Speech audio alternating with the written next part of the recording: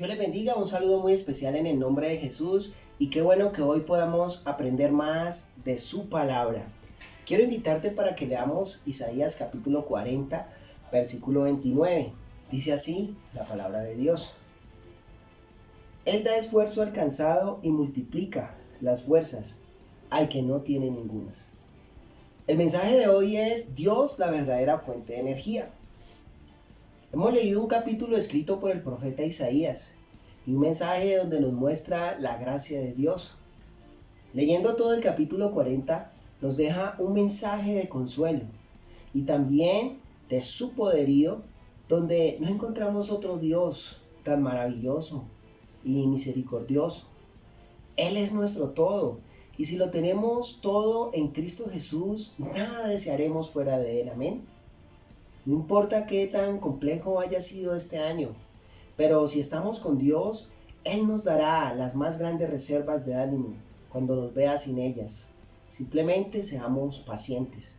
Recordemos que las cosas buenas no se dan cuando estamos abatidos, quejándonos o maldiciendo por todo lo que nos pasa.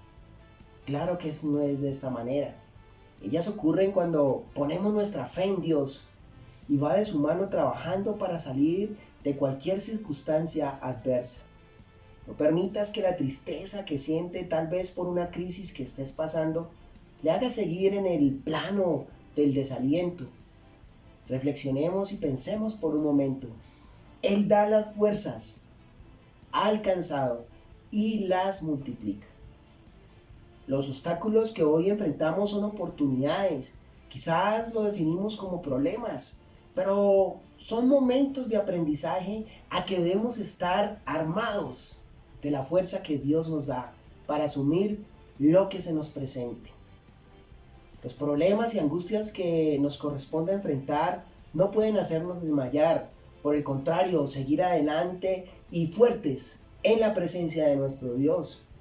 Pidámosle con fe y creyendo y de acuerdo a su voluntad que nos ayude en momentos de aflicción. No para que nos resuelva todo, sino para que nos dé las fuerzas para superar las barreras. La Biblia dice en el capítulo 40, versículo 30, los muchachos se fatigan y se cansan, los jóvenes flaquean y caen. Los jóvenes flaquean y caen. Es decir, todos pasamos por situaciones difíciles que no queremos vivir, pero hay una esperanza, hay una fuerza sobrenatural que nos levanta. Versículo 31 dice, pero los que esperan en Jehová tendrán nuevas fuerzas, levantarán alas como las águilas, correrán y no se cansarán, caminarán y no se fatigarán. Es decir, esperar en Dios y con fe, porque levantaremos la bandera de la victoria. Dios te bendiga.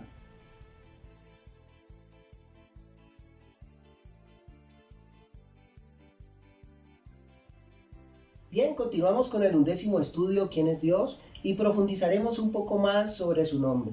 Oremos. Soberano Dios, en esta hora estamos delante de tu presencia. Toma el control de este estudio, Señor, y edifícanos en tu palabra. En el nombre de Jesús. Amén y amén. Hoy continuaremos con este precioso estudio de la manifestación de nuestro Dios según las profecías que ya se han cumplido. Miremos un versículo profético que es muy encantador y es de su lugar de nacimiento. Miqueas capítulo 5 versículo 2 dice así: pero tú, Belén Efrata, pequeña para estar entre las familias de Judá, de ti me saldrá el que será Señor en Israel, y sus salidas son desde el principio, desde los días de la eternidad. Observamos una profecía aproximadamente de unos 700 años cumplida con la venida de Jesús, el Mesías. Y quiero ambientarte un poco sobre este tema. Se cree que el pueblo de Israel había sido llevado a la cautividad a Babilonia como esclavos. En la historia del linaje de David vemos que todos los reyes fueron asesinados por su rebelión contra Nabucodonosor, el rey de Babilonia. Y vemos que toda la familia del rey David se encontraba cautiva. Podríamos llegar a la conclusión de que este era el final de la familia del rey David.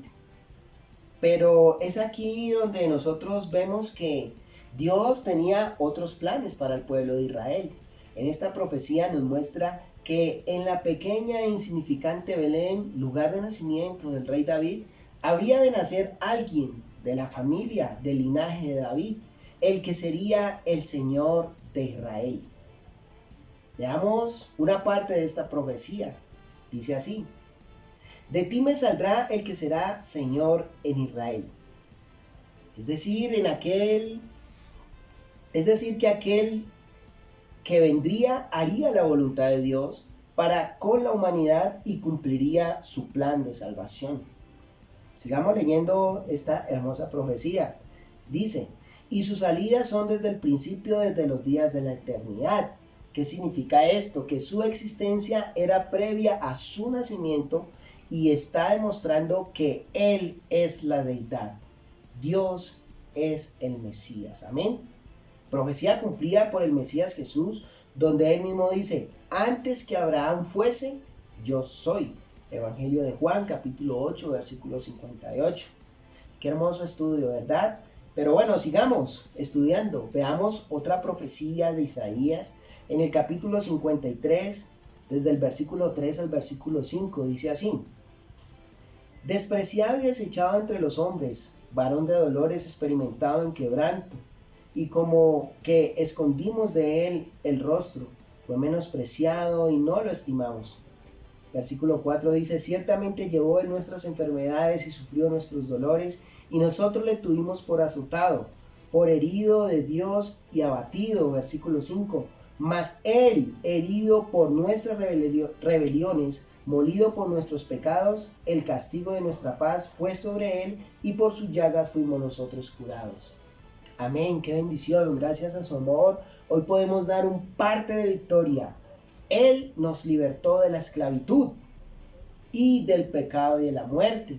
Profecía cumplida con el Mesías Jesús, donde sabemos que Dios es espíritu, pero tenía que venir como hombre para hacer su cumplimiento, para ocupar nuestro lugar, para ser nuestro representante, para morir una muerte sustitutoria. Recordemos que Él solo vino a este planeta para salvarnos de la muerte y del pecado. Amén. Y para que tuviéramos esa libertad tú y yo. Bien, hemos llegado al final del 11º estudio, ¿quién es Jesús?